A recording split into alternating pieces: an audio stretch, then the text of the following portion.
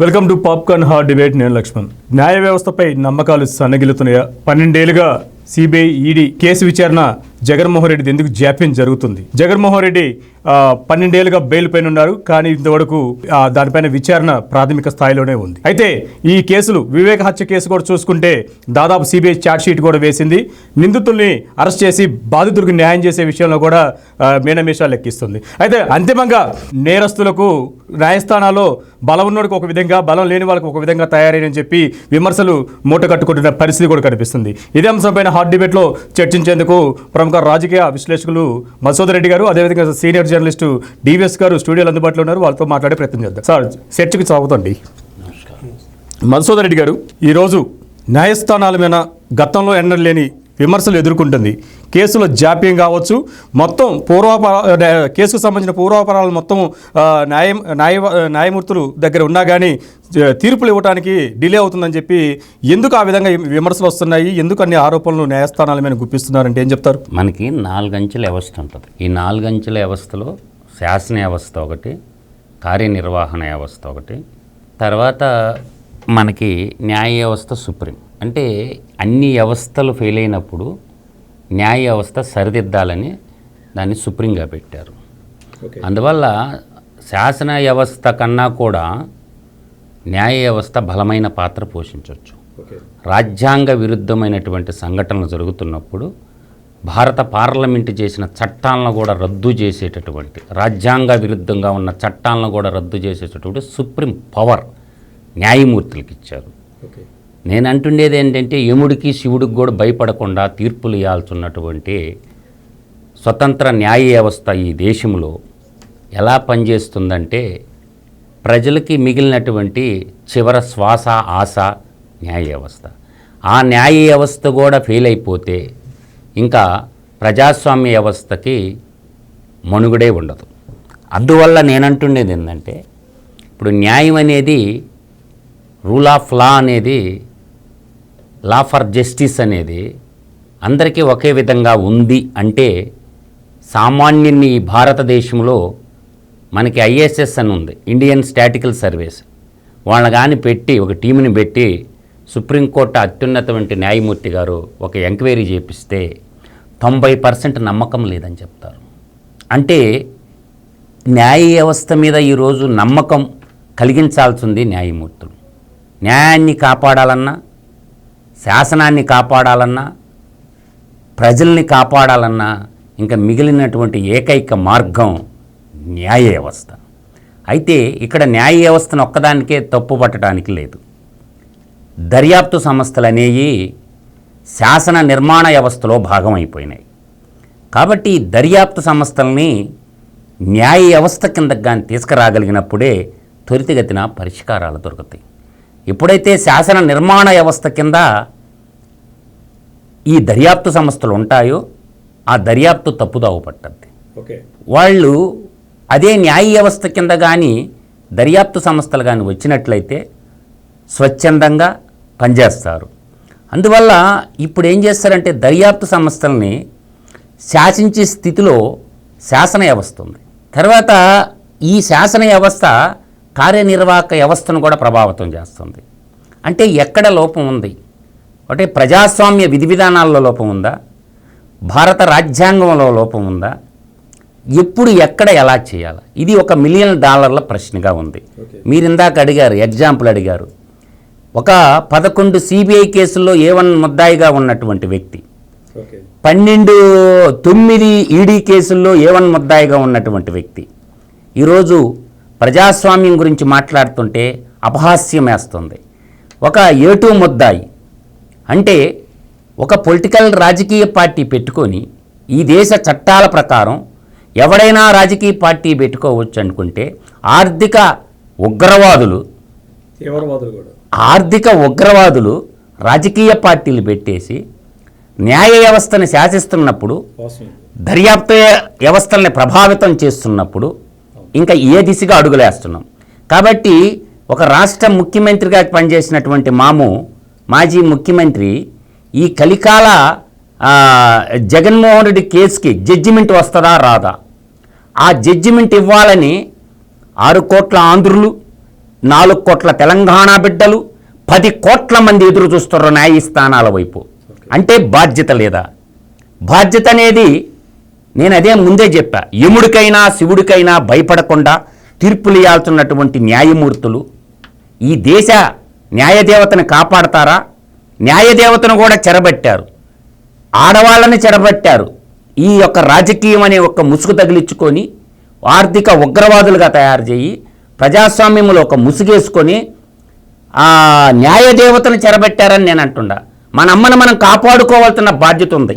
ఈ భారతదేశాన్ని ఏమన్నా చుట్టుపక్కల దేశాలు కబలిస్తుంటే ఫస్ట్ మనం కులాన్ని మర్చిపోతాం, మతాన్ని మర్చిపోతాం. వీఆర్ వన్ అని మాతృభూమి కోసం విరోచితంగా పోరాడి మనం స్వతంత్రం తెచ్చుకున్నాం. 250 ఏళ్ల చరిత్రలో తెల్లదొరల పరిపాలనలో బానిస సంఖ్యలు విముక్తి కలిగించి మనం ఏం చేశాము? ఈ దేశానికి స్వాతంత్రం తెచ్చుకున్నాం. అటువంటి స్వతంత్రం తెచ్చుకున్నటువంటి మనము ఈరోజు బానిసలుగా బతుకుతున్నారు కొంతమంది. ఎవరు వాళ్ళు బానిసలుగా బతుకుతున్నారు అది తెలుసుకోవాల్సింది. భారతదేశంలో మిలాడ్ అనబడేటువంటి స్వచ్ఛమైన మిలాడ్ అంటున్నాం కదా. మిలాడ్ అంటే ఏంటి? ఓ దేవుడా అంటే దేవుళ్ళే భయపడితే ఇంక ఈ దేశాన్ని ఎవరు కాపాడాలి? నేను అంటుండేది అది. అందువల్ల రాజకీయాన్ని వ్యాపారాత్మకం చేసి ప్రజాసేవ ముసుగులో లక్షల కోట్ల దేశ సరిహద్దులు తరలిస్తుంటే, ప్రజాధనాన్ని ఇచ్చలవిడిగా వాడేస్తుంటే, అన్ని వ్యవస్థలు పడుకుండిపోతే ఇవాళ నక్సలైట్ల పేర్లు చెప్పి గ్రీన్ హంట్ పేరు చెప్పి మనం భారతీయ పౌరులను చంపుకుంటున్నటువంటి, కానీ ఇటువంటి ఆర్థిక ఉగ్రవాదుల్ని దేని పెట్టి చంపాలా? అంటే వాళ్ళకంటే వీళ్ళు ప్రమాదకారులు కదా. 11 సిబిఐ కేసులు, 9 ఈడీ కేసుల్లో ముద్దాయిలుగా ఉన్న వ్యక్తులు భారత పార్లమెంట్లో ఉంటే పార్లమెంటరీ వ్యవస్థకి సిగ్గుచేటని నేను అంటుండా. దీనికి ఎవరు? ఇటు దర్యాప్తు సంస్థల కారణమా, న్యాయ వ్యవస్థ కారణమా అంటే అయోమయమైన పరిస్థితిలో ఉన్నారు. కాబట్టి తక్షణము భారత న్యాయమూర్తులందరూ ఒక నిర్ణయం తీసుకోవాలా. ఎందాకైనా దేశం కోసం ఎందాకైనా అని ఒక సైనికుడు ఎలాగో అనుకుంటాడో భార్యాబిడ్డలను వదిలేసి దేశం కోసం ఎందాకైనా విరోచితంగా పోరాడతారో. మనం కార్గిల్ యుద్ధం మన కళ్ళ ముందు జరిగింది చూసాం. ఎంతోమంది ప్రాణాలు పోగొట్టుకున్నారు.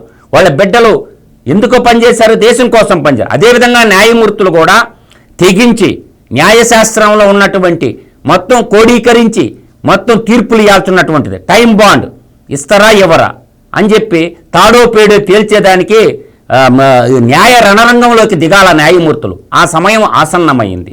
కాబట్టి న్యాయ వ్యవస్థ కానీ ఫెయిల్ అయిపోతే ఇంకా చేయగలిగింది ఏమీ లేదు. పార్లమెంటరీ వ్యవస్థ ఫెయిల్ అయిపోతుంది నా దృష్టిలో, కార్యనిర్వాహక వ్యవస్థ ఫెయిల్ అయిపోయింది.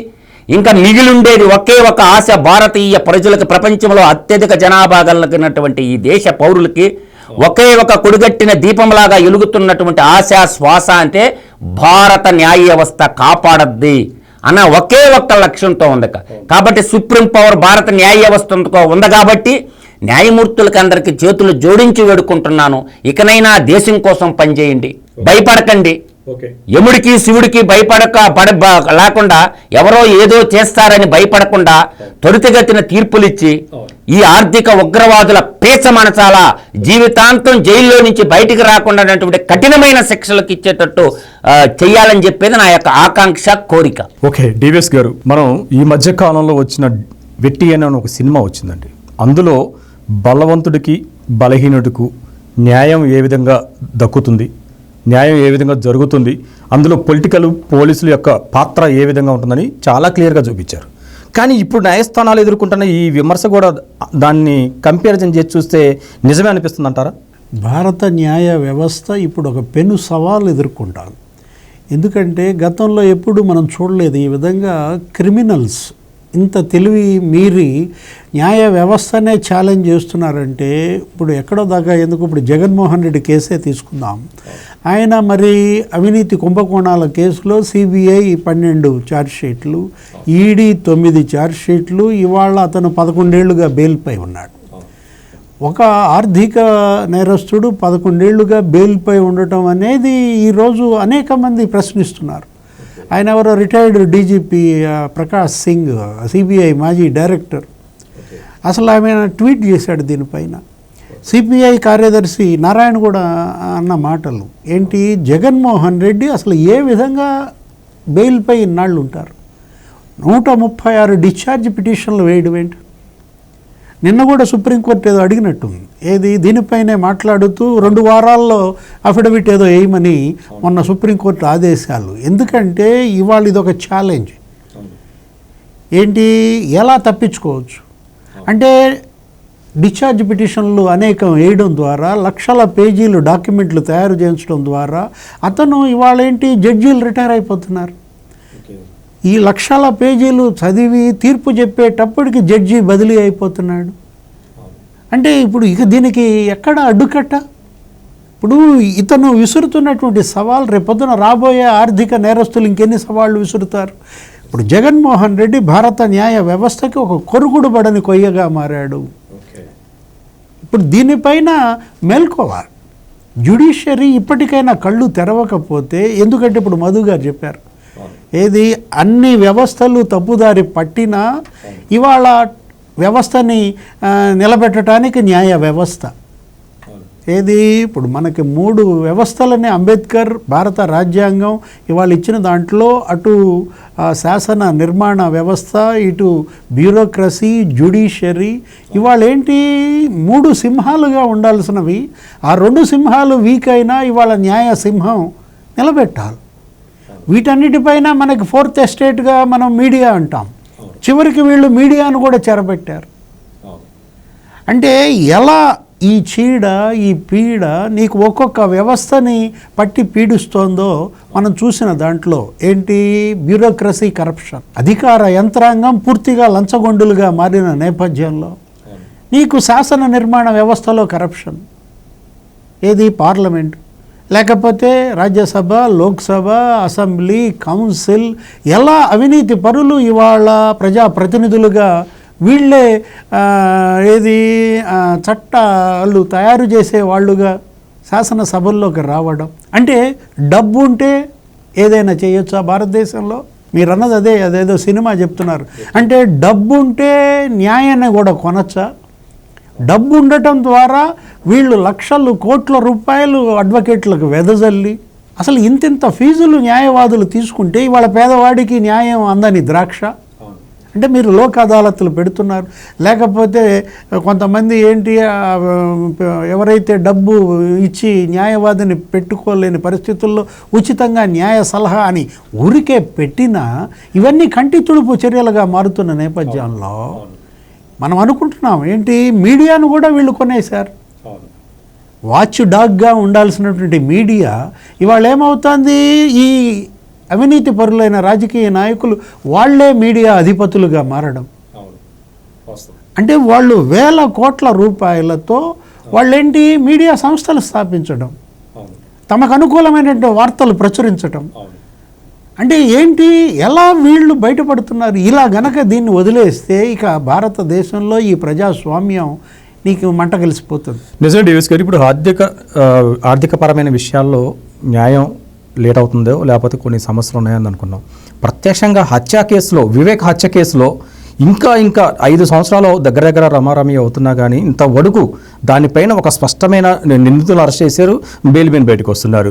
అసలు నిజమైన ముద్దాయి ఎవరు, అసలు నిజమైన నిందితుడు ఎవరు అని చెప్పి వాళ్ళ కుటుంబ సభ్యులు, బాధిత కుటుంబ సభ్యులు సుప్రీంకోర్టుకు వెళ్ళినా కానీ ఆ కుటుంబానికి న్యాయం జరగట్లేదు. అదొక కిరాతక హత్య. వివేకానంద రెడ్డి అతను ఇవాళ రాజ్యసభ తప్ప అన్ని సభల్లో పనిచేశారు. అతను ఒక మాజీ ముఖ్యమంత్రి తమ్ముడు, ఈ మాజీ ముఖ్యమంత్రికి సొంత బాబాయ్. లోక్సభలో పనిచేశాడు, అసెంబ్లీలో పనిచేశాడు, కౌన్సిల్లో పనిచేశాడు. అలాంటి వైఎస్ వివేకానంద రెడ్డి కిరాతక హత్య జరిగి 6 ఏళ్ళు అవుతుంటే ఇప్పటికీ దోషులు.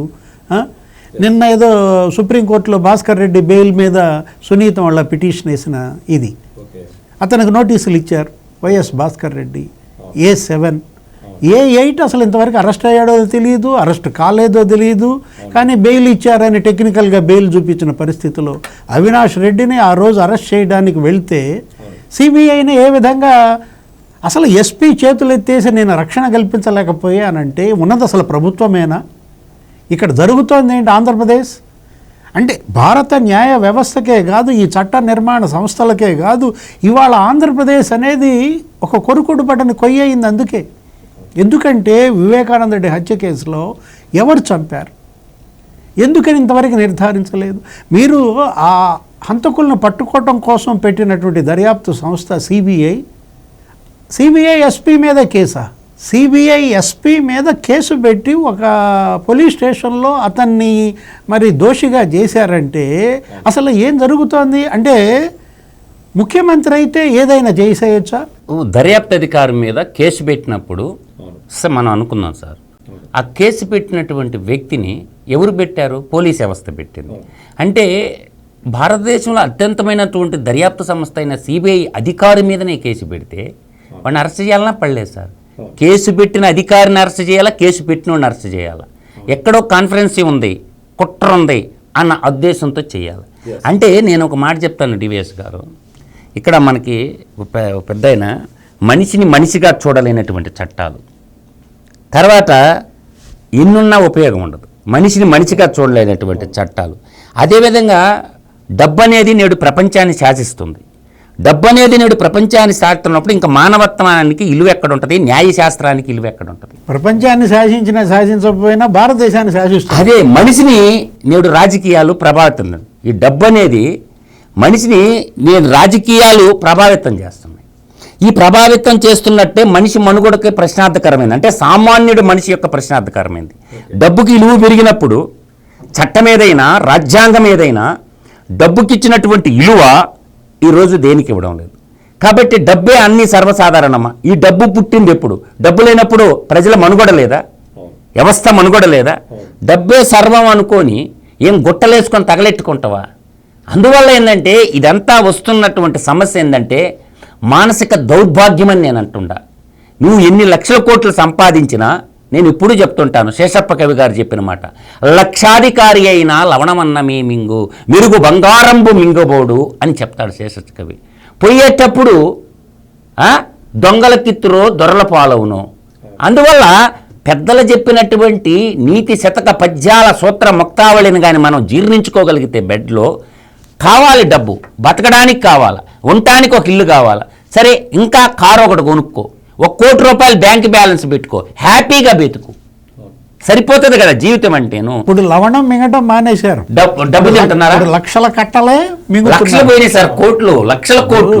ఇవాళ లక్షల కట్టలు మింగుతున్నారు అన్నమాట. అవును డివిఎస్ గారు, RRR కేసులో విజయ్ పాల్ ఆయన పెట్టుకున్న లాయరు గంటల నిమిషాల కింద డబ్బులు తీసుకుంటారు. ఇంకోటి వాడు జీవితాంతం విజయపాల్ జీవితాంతం కష్టపడి డ్యూటీ చేసిన అంచనా లాయర్ రాడు. ఇంకోటి డివిఎస్ గారు, ఇప్పుడు అనేక నేరాల్లో ఉన్నాడు జగన్మోహన్ రెడ్డి. ఆయన బాధితుడిగా ఉన్న కోడికత్త సీన్ కేసులో కూడా వాయిదాలకు అటెండ్ అవ్వట్లేదు. ఎలా చూడాలి వీటిని? ఇందాక చెప్పుకున్నది అదే, ఏది ఒక ఆర్థిక నేరస్తుడు విసురుతున్నటువంటి ఈ సవాల్ని భారత న్యాయ వ్యవస్థ ఎదుర్కోగలదా? ఇది ఇవాళ ఒక పెద్ద $1 మిలియన్ క్వశ్చన్ అన్నమాట. ఇప్పుడు ఈరోజు కోడికత్తి సీను కేసులో అతనేంటి బాధితుడుగా కోర్టుకు వెళ్ళాడు. ఈ సిబిఐ 12, ఈడీ 9 కేసుల్లో నిందితుడుగా కోర్టుకు వెళ్ళాడు. ముఖ్యమంత్రి పదవిని అడ్డు పెట్టుకుని 5 ఏళ్ళు వెళ్ళలేదు. అప్పుడు ఏమన్నాడు, వెల్ఫేర్ స్కీమ్స్ షెడ్యూల్ దెబ్బతింటుంది, నేను వస్తే ట్రాఫిక్ సమస్య వస్తుంది, అనేక వంకలు ఏ విధంగా చెప్పి 3081 వాయిదాలు ఎగ్గొట్టాడని రఘురామకృష్ణరాజు మనకి ఒక టేబుల్ వేసాడు. 3040 అంటే ఏ సంవత్సరం ఎన్ని వాయిదాలు ఎగ్గొట్టాడు అనేది అక్కడ కళ్ళ ముందు కనపడుతుంటే అతను కనీసం నువ్వు సరే నిందితుడిగా వెళ్ళలేదు, బాధితుడిగా వెళ్ళి జరిగింది ఏదో చెప్పాల్సింది. మరి అతను 5 ఏళ్ళు ఆ దళిత యువకుడు ఇవాళ ఆ జైల్లో మగ్గాడంటే ఎవరు? ఆ కోడికత్తి సీనా జల్లేపల్లి శ్రీను, ఇవాళ అతని తల్లి ఆవేదన. ఇప్పుడు ఆ సోదరుడు నాగరాజు, వాళ్ళ కనీసం అపాయింట్మెంట్ ఇవ్వలేదు. నువ్వు రాయా కోర్టుకి వచ్చి సాక్ష్యం చెప్పు అని ఆ కుటుంబం ఆ తాడేపల్లి ప్యాలెస్ రోడ్ల మీద ఎన్ని రోజులు వాళ్ళు ఉన్నారు? డిఎస్ గారు ఒకటి ఫైనల్గా లక్ష్మణ్ తెలుసుకోండి, 5 కోట్లకు సవాల్ ఇచ్చిలాడు. 5 కోట్లు సార్. ఒకటి ఎన్ఐఏ కోర్టు, జడ్జి గారు ఏం చేయలేకపోయారు, పాయింట్ 1. నెంబర్ 2 నాంపల్లో సిబిఐ కోర్టు, జడ్జిలు ఏం చేయలేకపోయారు. నెంబర్ 3 ప్రజాప్రతినిధుల కోర్టు అని ఒకటి ఉంటుంది, ప్రజాప్రతినిధులకి ప్రత్యేక కోర్టులు ఉండేవి, ఆ కోర్టు జడ్జి గారు ఏం చేయలేకపోయారు. తెలంగాణ హైకోర్టు జగన్మోహన్ రెడ్డిని ఏం చేయలేకపోయారు జడ్జిలు. తర్వాత 5వ కోర్టు భారత సుప్రీంకోర్టు కూడా ఏం చేయలేదు. 5 కోర్టులకి, ఈ 5 కోర్టుల్లో ఒక భారతీయుడైనటువంటి జడ్జి లేరా?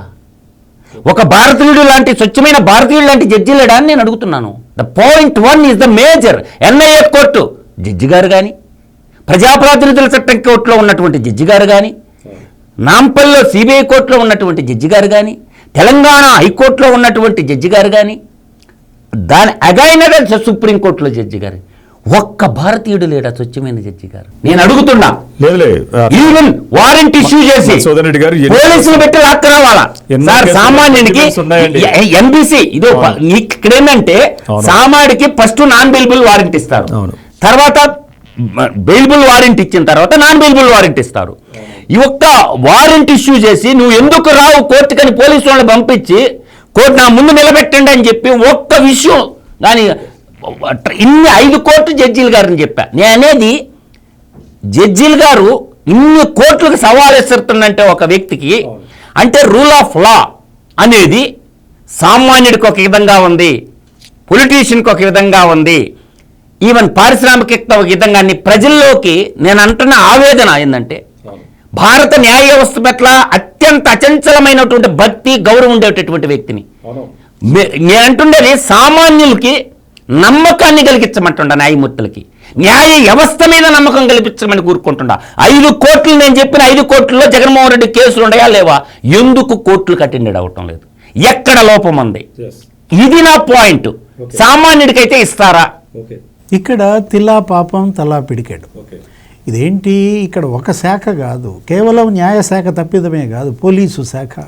ఇప్పుడు ఇక్కడ ఇష్యూ ఏంటి? ప్రభుత్వాలు, కేంద్ర రాష్ట్ర ప్రభుత్వాల యొక్క ఆ డొల్లతనం, ఆ పక్షపాత ధోరణి, వెరసి వీటన్నిటినీ అతను ఉపయోగించుకుంటున్నాడు. ఏది చట్టంలో లొసుగులు, న్యాయం ఇవాళ ఏంటి పెద్ద పెద్ద లాయర్లే అమ్ముడుపోతున్నటువంటి పరిస్థితి. ఈ పరిస్థితుల్లో ఇవాళ అతను అన్ని విధాల తన దగ్గర ఉన్నటువంటి అవినీతి ఆ 1000 కోట్లు వెదజల్లి మరి మన కళ్ళ ముందు కనపడుతుంది. అటువైపు ఓట్లు కొంటాడు. అంటే అతను ఓట్లు కొని అతనే ముఖ్యమంత్రి కాగల సమర్థుడు, అతనే ఒక పార్టీ పెట్టగలడు. ఈ పార్టీని పెట్టి మొత్తం అభ్యర్థులందరికీ అతనే ఆర్థిక సహకారం అందించగలడు. అంటే పారిపోయిన విజయ్ మాల్యా, లలిత్ మోడీ, నీరవ్ మోడీ వాళ్ళు పారిపోయారు తిక్కలోళ్ళు. వాడు పారిపోకుండా వాళ్ళు కూడా ఏం చేయాలా? ఒక పార్టీ పెట్టాలి. వాళ్ళు కూడా ఏం చేయాలా? వాళ్ళ దగ్గర ఉన్నటువంటి 1000 కోట్లు, ఎవరు? విజయ్ మాల్యా 8,000 కోట్లు, ఒకడు 15,000 కోట్లు, ఇంకొకడు 12,000 కోట్లు. ఇవాళ బ్యాంకులకు డబ్బులు ఎగ్గొట్టిపోయి ఎక్కడున్నారు? యూకేలో ఉన్నారు. ఇవాళ క్రిమినల్స్కి అదొక స్వర్గధామంగా మారింది. భారతదేశం నుంచి పారిపోయిన ఆర్థిక నేరస్తులందరూ తలదాచుకునేటువంటి స్వర్గంగా యూకే మారిన పరిస్థితుల్లో వాళ్ళు పోవటం కాదు. విజయ్ మాల్యా వాళ్ళ కర్ణాటకలో అతను కూడా ఏంటి వైఎస్ఆర్ కాంగ్రెస్ పార్టీ లాగా, బిఎస్ఆర్ కాంగ్రెస్ పార్టీ లాగా అతను ఒక విజయ్ మాల్యా కాంగ్రెస్ పార్టీ పెట్టేశాడు అనుకో, అతని వాళ్ళ కర్ణాటక ముఖ్యమంత్రి అయిపోయేవాడు. నీరవ్ మోడీ గుజరాత్ ముఖ్యమంత్రి అయిపోయేవాడు. అంటే ఇవాళ ఏంటి, వాళ్ళు పారిపోయి తప్పు చేశారా? జగన్మోహన్ రెడ్డి ఇక్కడ ఉండి భారత న్యాయ వ్యవస్థని డొల్లతనాన్ని చూపిస్తున్న నేపథ్యంలో ఇక్కడ ఇష్యూ ఏంటంటే కన్నీరు పెట్టుకోవాల్సిన అంశం. ఏది? భారత న్యాయ దేవత మనమేంటి, మనకిచ్చినటువంటి ఆ సూక్తులు, మనకు చెప్పినటువంటి ఆ చరిత్ర, మనం తీసుకున్నటువంటి ఆ నిబంధనలు, 100 మంది దోషులు తప్పించుకున్నా ఒక నిర్దోషి తప్పించుకోకూడదన్నటువంటి ఒక మౌలిక సూత్రం, దాన్ని ఆధారంగా చేసుకుని 100 మంది నిర్దోషులను వదిలేస్తున్నారు. ఒక అమాయకుడిని మీరు రక్షిస్తున్నారో లేదో దేవుడెరుగు, కానీ ఆ 100 మంది 1000 మంది అవుతున్నారు, లక్షల మంది అవుతున్నారు, కోట్ల మంది అయ్యి మొత్తం దోష భారత్గా మారుతోంది. ఏంటి, ఇవాళ భారతదేశంలో దోషులే తప్ప అమాయకులు లేని పరిస్థితుల్లో ఈ మొత్తానికి కారణమైనటువంటి ఆ మౌలిక సూత్రం, దానిలో ఉన్నటువంటి దాన్ని మార్చుకోవాలి. సంస్కరణలు అన్నీ తెస్తున్నాం, ఎన్నికల సంస్కరణలు తెస్తున్నాం, లేకపోతే రాజకీయ సంస్కరణలు, ఆర్థిక సంస్కరణలు, విద్యా సంస్కరణలు, విద్యుత్ సంస్కరణలు, ఇవాళ న్యాయ సంస్కరణలు రావాలి. జ్యుడిషియరీ రిఫార్మ్స్ ఈరోజు వస్తే ఇవాళ ఏంటి, న్యాయ వ్యవస్థలో అనేక ఖాళీలు. అసలు జ్యుడిషియరీలో 5,600 మంది జడ్జీల పోస్టులు ఖాళీలా? 5 కోట్ల కేసులు పెండింగా? అంటే 5 కోట్ల కేసులు ఇవాళ ఎన్నేళ్లుగా పెండింగ్? హైకోర్టులో 60,000 కేసులు 30 ఏళ్లుగా పెండింగా? ఎక్కడ లోపం ఉంది, ఏం జరుగుతోంది, ఎందుకు దీన్ని మీరు అడ్రస్ చేయలేకపోతున్నారు, కేంద్ర ప్రభుత్వం ఎందుకు అడ్రస్ చేయలేకపోతుంది, ఇవాళ న్యాయ వ్యవస్థల్లో ఖాళీలు ఎందుకని భర్తీ చేయలేకపోతున్నారు? 5,600 పోస్టులు జడ్జీలు ఖాళీలు ఉన్నాయంటే హైకోర్టుల్లో, సుప్రీంకోర్టులో, నీకు జిల్లా కోర్టులలో ఎలా న్యాయం జరుగుద్ది? ఎప్పటికీ కేసులు పరిష్కారం అవుతాయి? 5 కోట్ల కేసులు, పెండింగ్ కేసుల పరిష్కారం ఇవాళ సుప్రీంకోర్టు సీజే 5-6 ఏళ్ల క్రితం కన్నీళ్లు పెట్టుకున్నారు. భారత న్యాయ వ్యవస్థ కన్నీళ్ళు అవి. చీఫ్ జస్టిస్ ఆ రోజు ఆ డయాస్ మీద ప్రధాని మోడీ ఉన్నారు. ప్రధాని మోడీ ఉన్నటువంటి డయాస్ పైన సుప్రీంకోర్టు సీజే కన్నీళ్లు పెట్టుకున్నారు. అంటే ఏంటి, ఎక్కడ జరుగుతోంది, డొల్లతనం ఎక్కడుంది? అంటే పుండు ఒక చోట ఉంటే మందు ఇంకో చోటేస్తారా? నేను నిన్న మాట్లాడినాను, ఢిల్లీ లా కాలేజీ పిల్లలతో మాట్లాడాను డివిఎస్ గారు. రేపు ఉగాది తర్వాత ఒక ప్రణాళిక రచించారు. ఢిల్లీ లా కాలేజీ స్టూడెంట్లు ఇదే జగన్మోహన్ రెడ్డికి రామలీల మైదానంలో ఆమరణ నిరాహార దీక్ష కూర్చుంటున్నాం. జడ్జిమెంట్ ఇస్తారా ఈరా? జగన్మోహన్ రెడ్డి అనే వ్యక్తి తప్పు చేసిండా లేదా? 11 సిబిఐ 9 సిబిఐ కేసుల మీద ఎందుకు జడ్జిమెంట్ రాదో తేల్చుకోవటానికి ఢిల్లీ లా కాలేజీలో ఉన్నటువంటి స్టూడెంట్ వింగ్ మొత్తము ఏదైతే సుభాష్ చంద్రబోస్ ప్రేమించేటటువంటి లా స్టూడెంట్ ఫోర్స్ ఏదైతే ఉందో రామలీల మైదానంలో ఆమరణ నిరాహార దీక్షకు దిగుతున్నాం. జగన్మోహన్ రెడ్డి సుభాష్ సేన లాయర్ల ఎందుకు ఈ జడ్జిమెంట్లో రేపు ఉగాది తర్వాత హాలిడేస్ వస్తాయి. ఢిల్లీ లానా యూనివర్సిటీలు కూర్చుంటే అప్పుడు చీఫ్ జస్టిస్ దేశ ప్రధాని ఎవరు కాపాడుతూ కూడా మేము జగన్మోహన్ రెడ్డిని ఎవరు కాపాడుతున్నారు, ఎందుకు జడ్జిమెంట్లు రావడం లేదని ఫైనల్ తీర్మానం చేసుకున్నది student block, all India student block, law block మొత్తం జగన్మోహన్ రెడ్డి కేసుల మీద జడ్జిమెంట్ ఇచ్చిన దాకా ఎంతమంది సన్నిధులు అయిపోయినా పర్వాలేదు కానీ ఆడే రామలీల మైదానంలో ఆమరణ నిరాహార దీక్ష కూర్చోబోతున్నాము. ఈ ఉద్యమాన్ని ఆపాలంటే ఇప్పుడున్నటువంటి దేశ ప్రధాని చీఫ్ జస్టిస్ గారికి కూడా all India student black Subhash సేన గ్రూప్ కూర్చుంటుంది. జడ్జిమెంట్ ఎందుకు రాదో, భారత న్యాయం ఎందుకు పనిచేయదో తేల్చుకోవడానికి నేతాజీ సుభాష్ చంద్రబోస్ స్థాపించిన స్టూడెంట్ బ్లాక్ మొత్తం కూర్చుంటుంది. అప్పుడు కనుప్పగలగద్ది న్యాయమూర్తులకని మాత్రం నేను ఖచ్చితంగా చెప్తున్నాను. న్యాయం జరిగి తీరాలా, తప్పు చేసిండా లేదా, దొంగతనం చేసిండా లేదా, జడ్జిమెంట్ ఏదో ఒకటి రప్పిస్తాం.